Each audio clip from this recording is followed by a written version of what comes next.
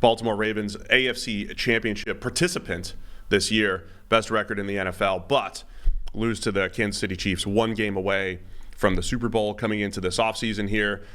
We have a couple offensive linemen, John Simpson at guard and Kevin Zeitler, both free agents. Justin Madubuike, their biggest free agent name coming off of a career year on the defensive line.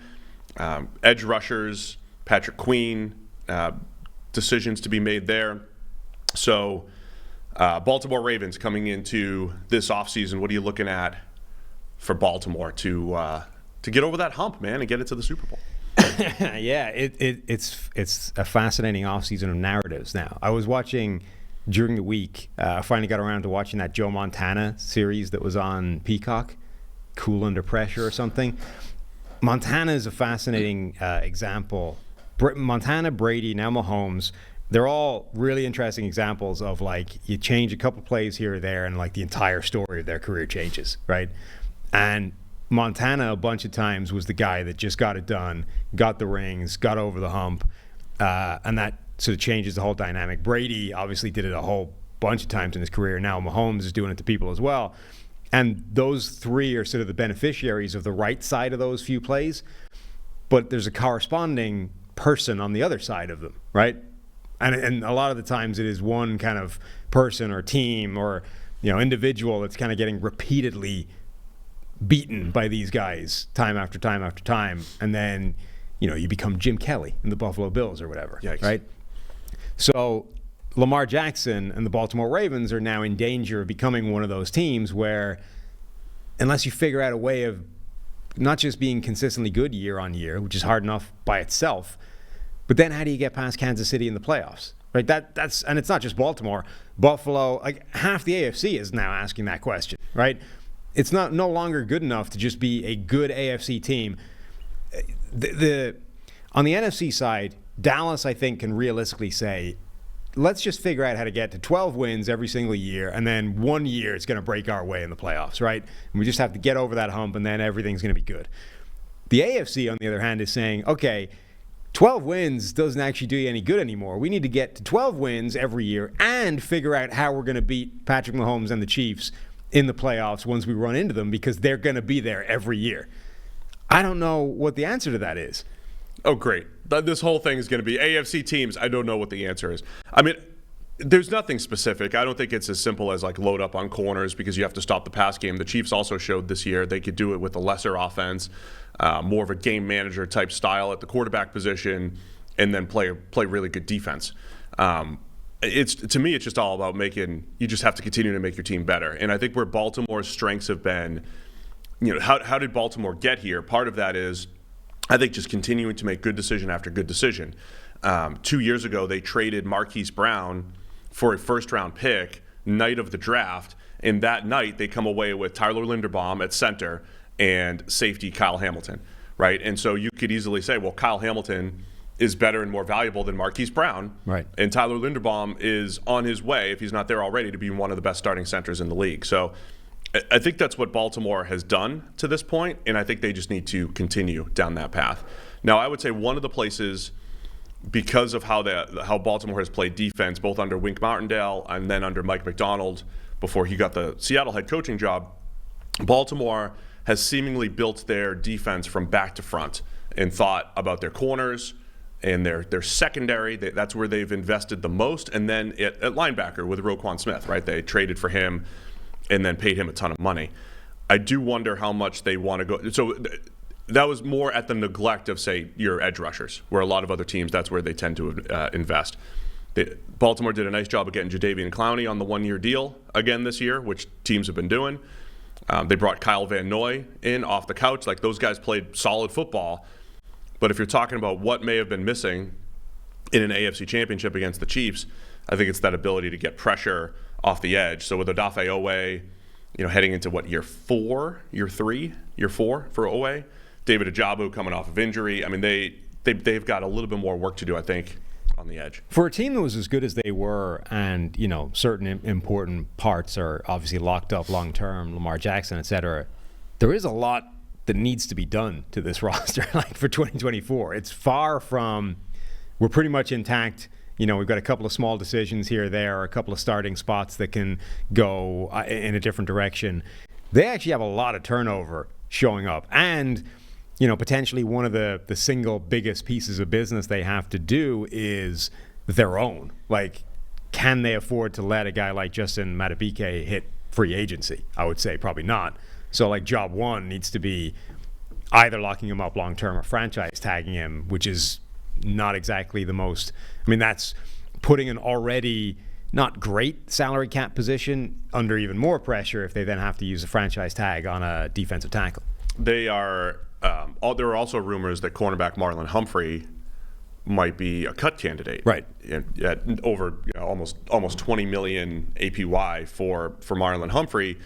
And he's coming off a year where he played only 570 snaps, a 65 grade. That's the lowest grade of his career. 2 out of his last 3 years, Humphrey has had the lowest grade.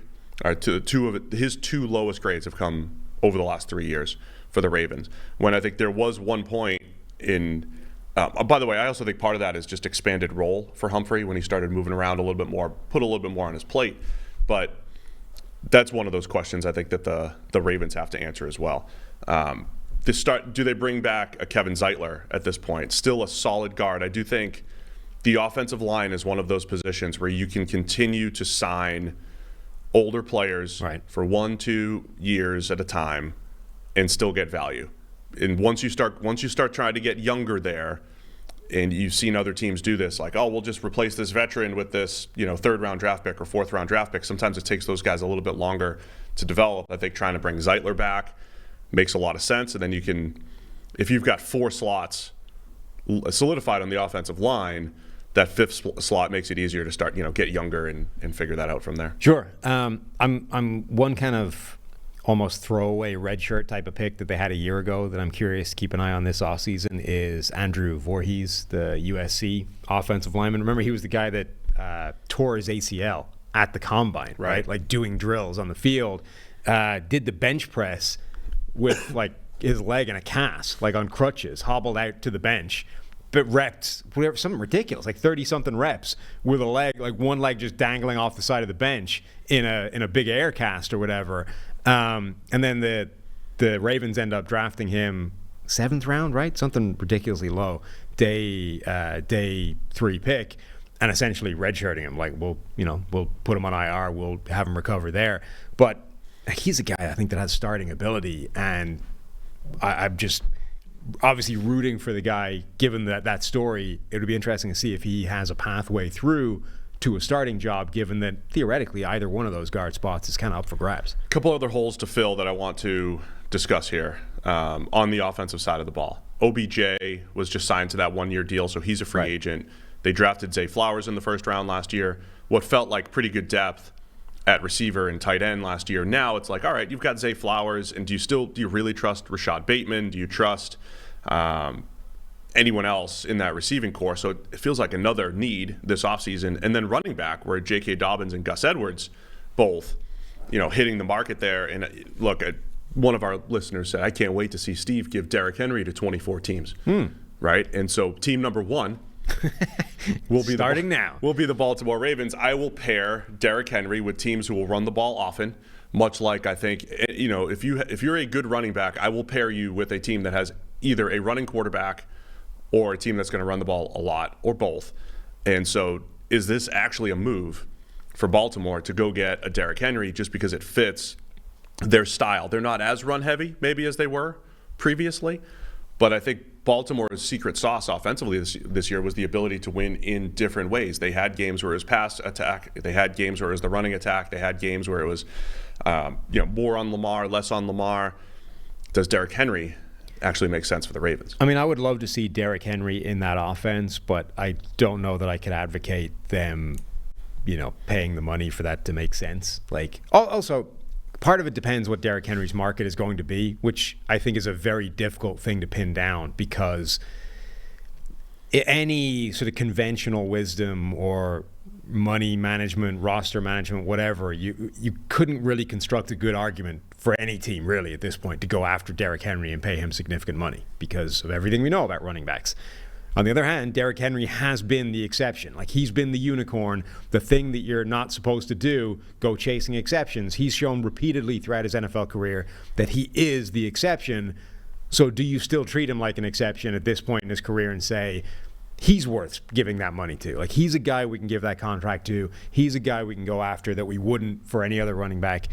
I don't know the answer to that, but I would find it very difficult if I was somebody in the Ravens front office, one of the best run organizations generally in the NFL, to construct an argument to go after Derrick Henry and pay him a ton of money. I would use the resources somewhere else. I would bring in a wide receiver. I would whatever. But if somehow Derrick Henry's market never materializes and he's available for virtually nothing, absolutely bring him on, because I would love to see him in that offense. Yeah, I think that's a fair assessment of the running back position. Running back will be interesting because those guys, again, Gus Edwards has averaged close to 5 yards per carry, right, his entire career as an undrafted free agent. The Ravens have done a nice job of making running backs. At the same time, you've got the Christian McCaffrey factor with the Niners. When you do add one to an already good system that makes running backs, does that help take your offense to the next level? I think the Ravens can ask that question. That's why I think they drafted J.K. Dobbins a couple years ago, because they wanted, instead of 5 yards per carry, we want 6 yards per carry, right, because this dude could take it to the house. What about at receiver? I think we are talking about the Ravens. They're picking at 30 in the first round. I do think that is going to be a sweet spot for, we're talking about the Niners might have a wide receiver need depending on what they do with Brandon Ayuk. The Chiefs at 32. We know we're going to be talking receiver all offseason, but I think the Ravens, once again, could be back-to-back years picking first-round receivers. A.D. Mitchell seems to be a hot name for a lot of teams on the back end of the first round. I think he'd be an awesome fit in Baltimore to go with Zay Flowers and the tight ends. Yeah, I mean, not for the first year, but it's a great year to need wide receiver help, in the draft. Like, there's going to be a ton of these guys. So I would think Baltimore should absolutely be drafting a wide receiver. I don't think it needs to be in the first round, but you're right. It might be a natural sweet spot, meshing anyway. But I think you're going to get those guys in the second round as well.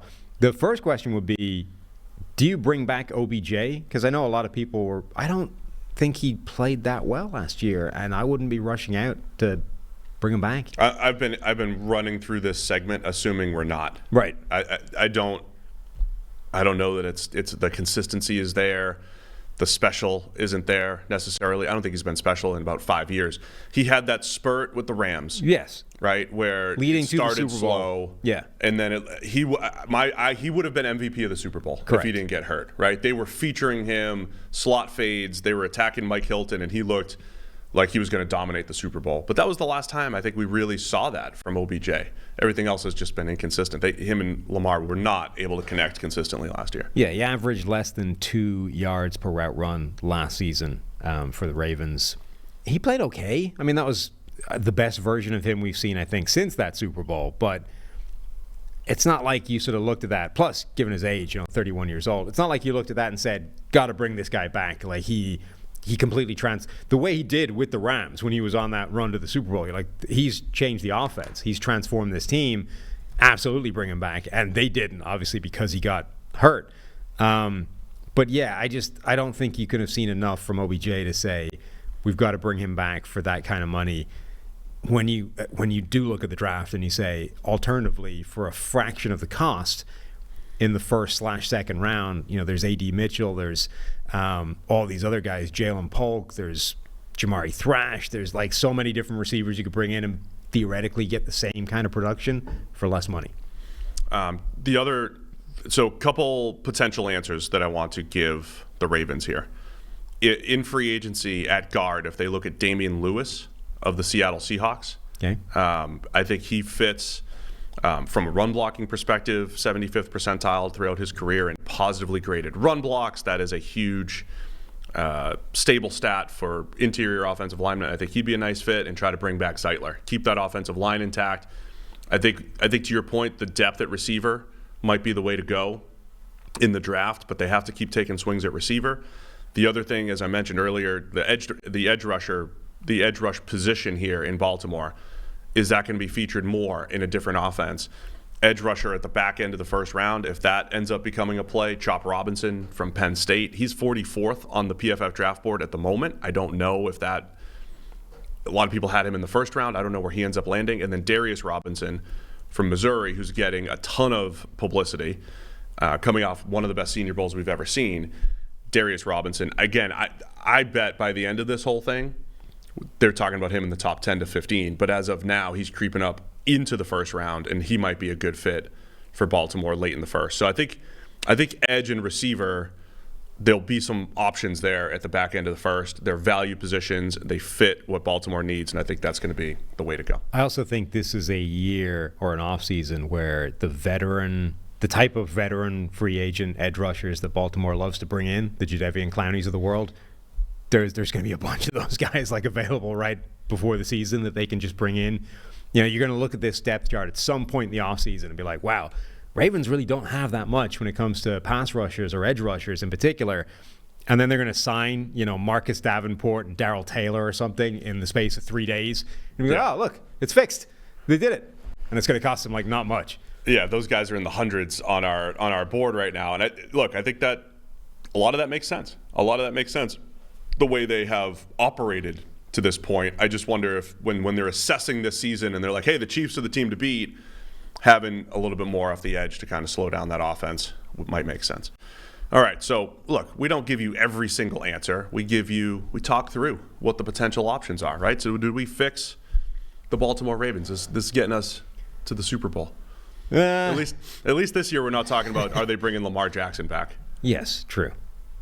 And then run the ball in the AFC Championship a little bit more. Yeah, we don't have to relitigate the Lamar Jackson contract mess.